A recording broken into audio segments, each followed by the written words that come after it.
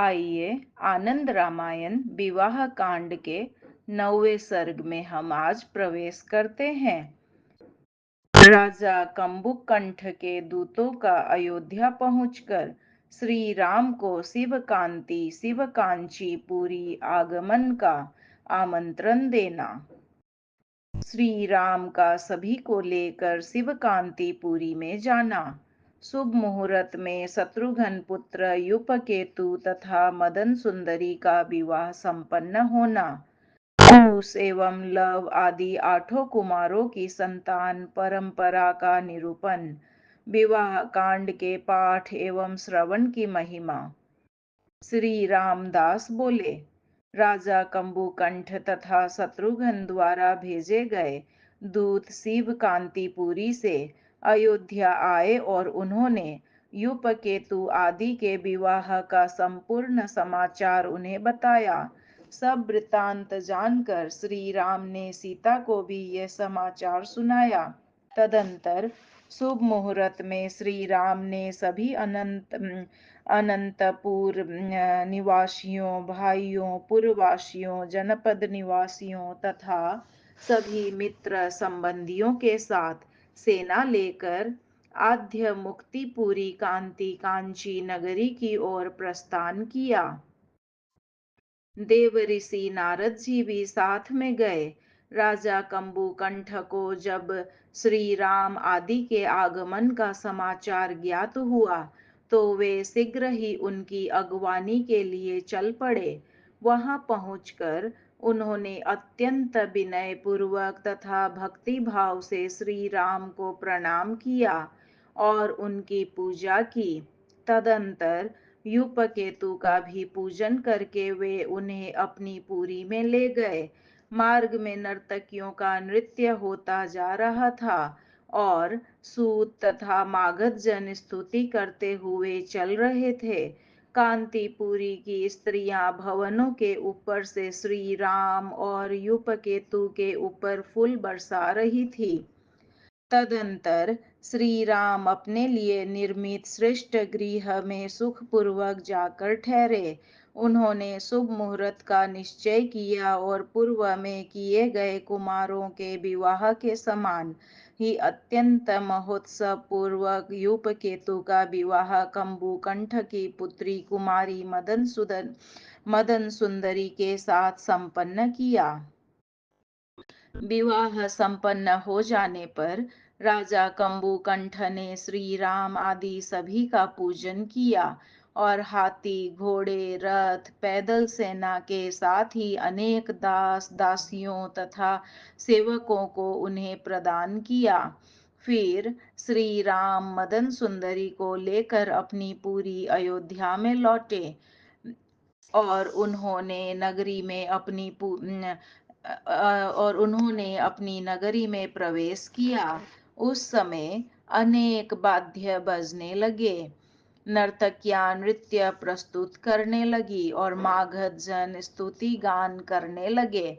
ऊंचे ऊंचे भवनों में स्थित स्त्रियां श्री राम पर पुष्प वृष्टि करने लगी।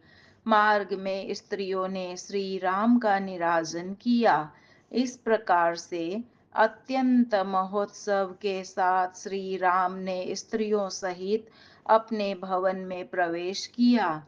फिर उन्होंने महालक्ष्मी की पूजा की और अनेक प्रकार के दान दिए।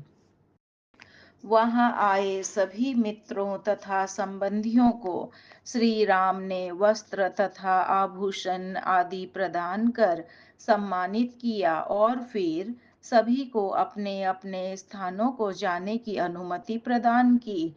तदंतर लव आदि 7 कुमार अपने अपने भवनों में अपनी अपनी स्त्रियों के साथ रहते हुए सुखपूर्वक विहार करने लगे। कुश चंपिका के साथ आनंद पूर्वक रहने लगे। कुछ समय के अनंतर कुश को चंपिका से शुभ 9 कन्याएं प्राप्त होंगी।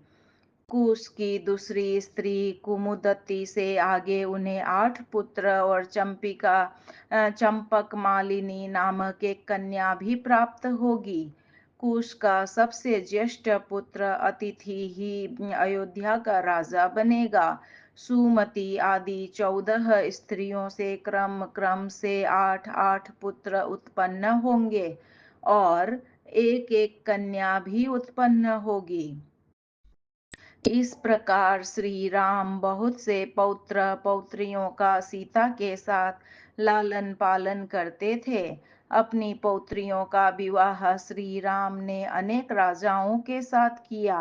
राम के पौत्रों का विवाह अनेक राजकुमारियों के साथ हुआ।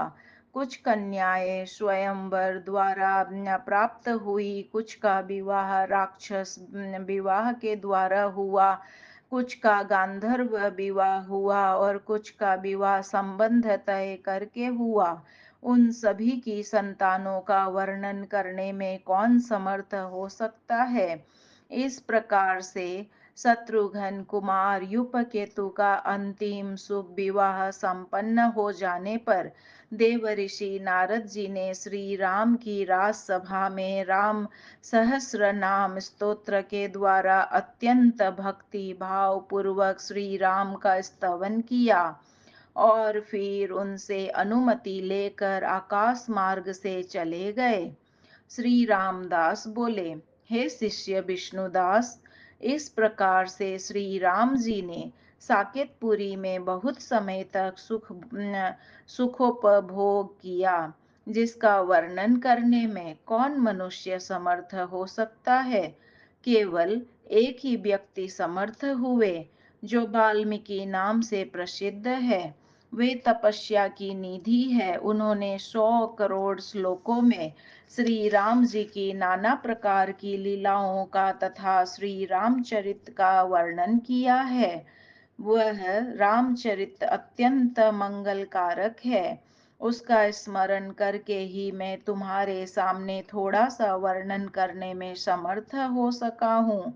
इस प्रकार श्री राम जी ने अपने पुत्रों पौत्रों तथा प्रपौत्रों के साथ अयोध्या में रहते हुए श्री जानकी जी को अत्यंत आह्लादित किया। हे शिष्य, इस प्रकार से तुम्हारे समक्ष मैंने विवाह कांड का वर्णन किया। इसमें 9 सर्ग है। ये अत्यंत पवित्र और श्रवण करने से महान मंगल को प्रदान करने वाला है।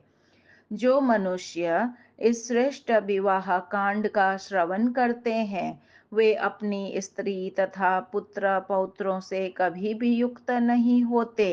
इसके श्रवण से धर्मार्थी को धर्म, धनार्थी को धन, कामार्थी को काम की प्राप्ति होती है तथा मोक्ष की अभिलाषा रखने वाला मोक्ष प्राप्त करता है। स्त्री की कामना रखने वाला मनुष्य को इस श्रेष्ठ विवाह कांड का निरंतर पाठ करना चाहिए।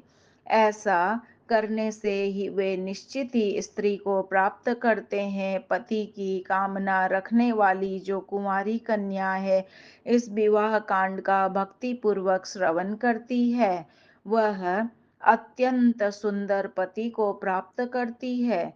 स्त्री के साथ जो मनुष्य इस विवाह कांड का भक्ति पूर्वक पाठ करता है अथवा श्रवण करता है, वह इस लोक में स्त्री का सुख प्राप्त करता है और मृत्यु के अनंतर देवलोक में आनंद प्राप्त करता है।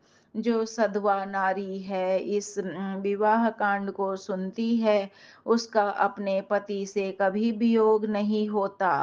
जो लोग स्त्री की अभिलाषा रखते हैं, उन्हें चाहिए कि वे 17 दिन में इसकी एक आवृत्ति करके इसी प्रकार से वर्ष पर्यंत इसका पाठ करें। इस प्रकार का वार्षिक अनुष्ठान करने से विवाहार्थी व्यक्ति स्त्री प्राप्त कर लेता है। 17 दिन में 9 सर्गात्मक इस कांड के पाठ का क्रम इस प्रकार है। पहले दिन पहला सर्ग पढ़े, दूसरे दिन 2 सर्ग, तीसरे दिन 3 सर्ग। इसी क्रम से 9 दिन तक सर्गों की वृद्धि करते हुए 9वें दिन 9 सर्ग का पाठ करें। पुनः 10वें दिन 1 सर्ग का पाठ कम करते हुए 10वें दिन 8 सर्ग, 11वें दिन 7 सर्ग और इस प्रकार 17 दिन में पाठ पूरा करें। इस पाठ्यक्रम को विद्वानों ने 17 दिवसीय अनुष्ठान के नाम से कहा है, अथवा पहले दिन पूरे विवाह कांड के 9 सर्गों का पाठ करे, दूसरे दिन 2 बार पूरा पाठ करे, तीसरे दिन 3 पाठ करे। इस प्रकार से आगे पाठ की क्रमशः वृद्धि करते हुए 9वें दिन 9 पाठ करे।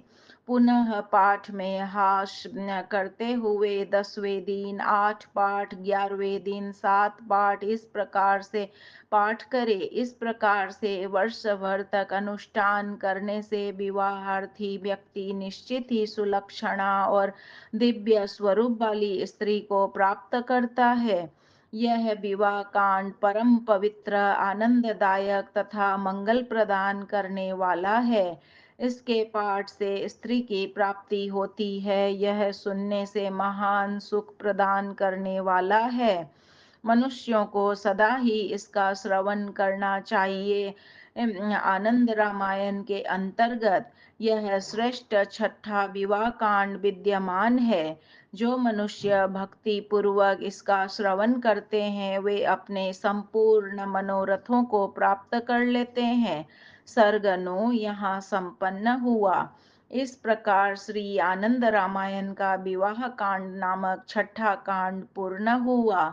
सियावर रामचंद्र की जय, पवन सुत हनुमान की जय।